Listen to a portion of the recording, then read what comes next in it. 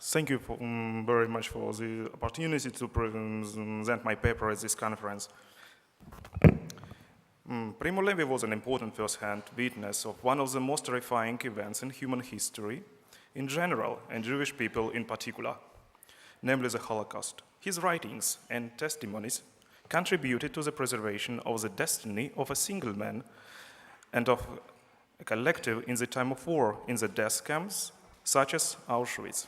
My thesis is that his autobiographical report from the death camp, Auschwitz, was an innovative literary tool to spread a personal account of the survived victims of the Holocaust, who otherwise often kept silent, both in private and in public. To understand the significance of Primo Levi in the complex system of commemorating the devastating impact of the Holocaust on both Jewish collective memory and on non-Jewish public, I investigated my paper how the attitude towards the Holocaust was shaped in Primo Levi's days in after-war Germany, the Soviet Union, United States, in the State of Israel. I also briefly analyzed the chapter October 1944 from the Primo Levi's book, If This a Man.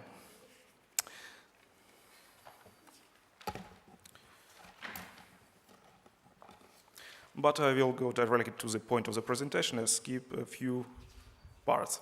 So I will start with a short biography of Primo Levi and his writing October 1944. Primo Levi was born on July 31, 1919 in Turin, Italy.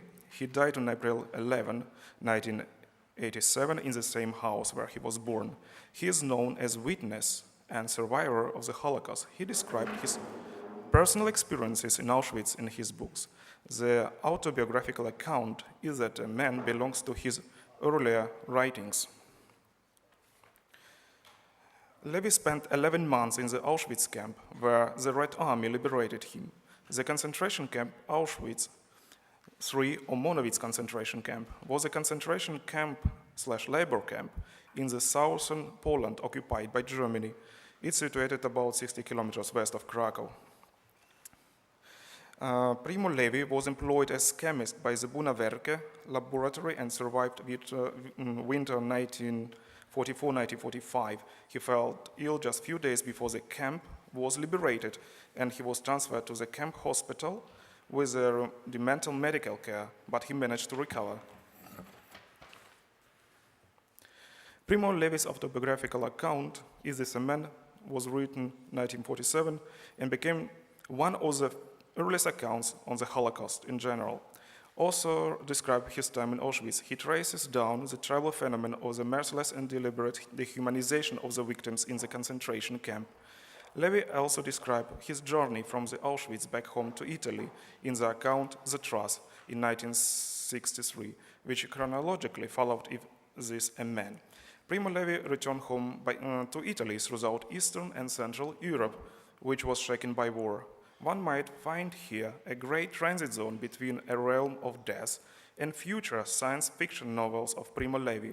A land devastated by war is nothing more than a declaration to the past, which never returns. Therefore, it makes it important to record this disappearing world when one still remembers the horror of the war to prove later that they were real and not a fiction.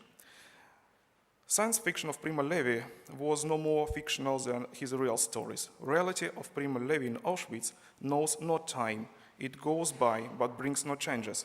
It kidnaps people in the immediate surroundings of the narrator. He cannot help them, but only record the arrival. Humans with no future and with some unreal past are being present for some time and then they disappear forever. The presence in the world of Auschwitz is just a sad stop on the way to an unknown reality, which might do not exist at all. Once Primo Levi interpreted this fact so as if the survivors like him could not be the true witnesses of the Holocaust at all, because only the perished one knew the bottom of the abyss of the death camp. The author begins his narrative in October 1944 with a look in the sky where a sunset makes the beginning of the coming winter. Levi's winter brings darkness and death. One who survived previous winter knows it. New man, as a newborn who has never seen a winter will find out the bitter taste of despair and grief. Nevertheless, waiting for an onslaught of being selected to die is not the only horror of that place. A man who stays alive will suffer from coldness of the winter evenings, pain and useless working for a bowl of soup, and wait for his turn to depart to the abyss of the Auschwitz winter. Words of human world change their meaning. They acquire new dimensions, which have no link to being a normal human outside the Auschwitz. When and if one says such a word as hunger or pain, it has its own Auschwitz meaning.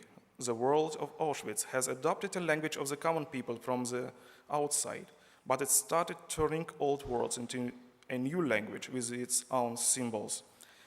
The world of Auschwitz resembles our own world, where normal people do speak a normal language. However, it's not such a world.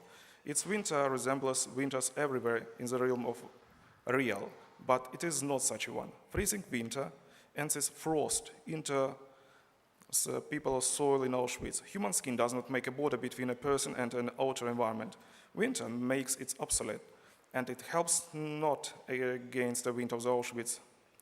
To make a presence of the winter more sensible, also uses cold human words, such as snow, wind, sky with no stars. He says one would prefer to commit suicide if one could have foreseen last winter, a coming year.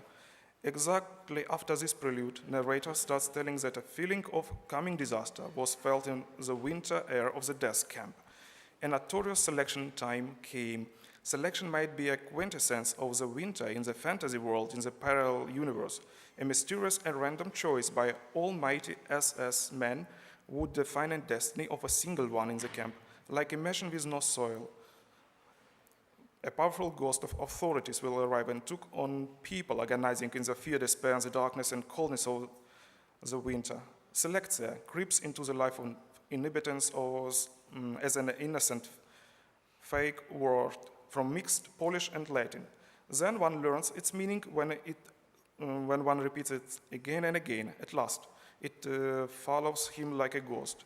It's powerful because it has no form and one cannot touch it. One cannot see what it is. The only closest meaning in the normal human world would be the death itself.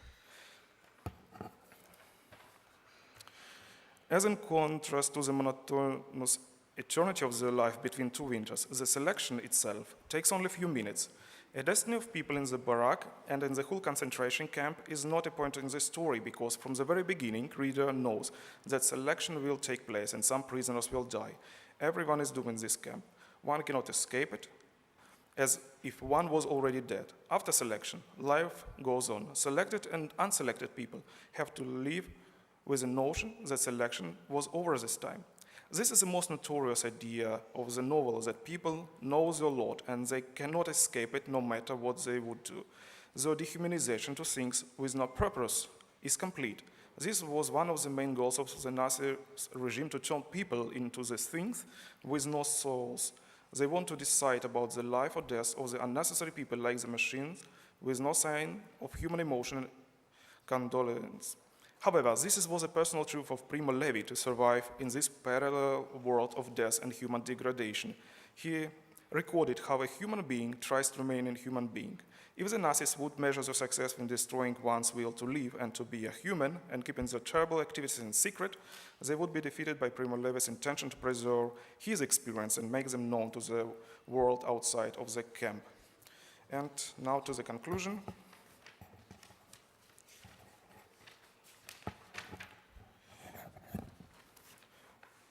Writing of Primo Levi was exceptional in the late 40s and early 50s. The closest example of such magnitude one could find only in the attempt by the Jewish Anti-Fascist Committee in the Soviet Union to present the data and witnesses, or in official decision to commemorate the victims of Holocaust in Israel. Primo Levy's writings became one of the most successful of such attempts because he tried to bring his ideas and his life experience to public in the very early years after the Shoah and to preserve them as a written artifact about human suffering for the generations to come. Thank you.